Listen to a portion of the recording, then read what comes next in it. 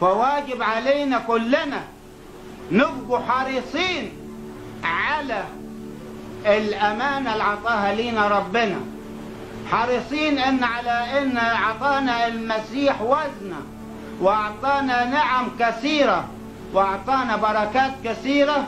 واجب علينا إحنا نزيد فيها يوم بعد يوم، نزيد في محبتنا لربنا يسوع المسيح، نزيد في صلواتنا، نزيد في محبتنا للكنيسة، نزيد في محبتنا لخدام الكنيسة، ونكون نعمل بكل جهتنا وكل قدرتنا.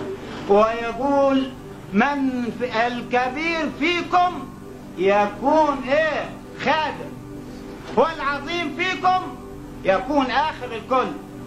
فواجب كل واحد يقدم بعضنا بعضا في الكرامة. كل واحد ما يقولش أنا لي سلطان، ما ليش أنا اللي عملت وأنا اللي سويت.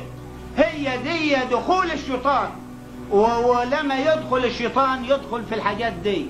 فاللي يخدم حاجة ما يقولش أنا خدمت، اللي يعمل اللي يتبرع بحاجة ما يقولش أنا اتبرعت. اللي يكون الكبير يكون خادم الكل، والعظيم يكون أصغر الكل. فهو العمل الناجح يكون مقدمين بعضكم بعضا في الكرامة. والمسيح يحب المتواضعين، يحب اللي ينكروا ذاتهم. كل واحد ينكر ذاته المسيح يرفعه فوق ويتمجد فيه فوق. فعاوزين تبقى كنيسة أورشليم السمائية.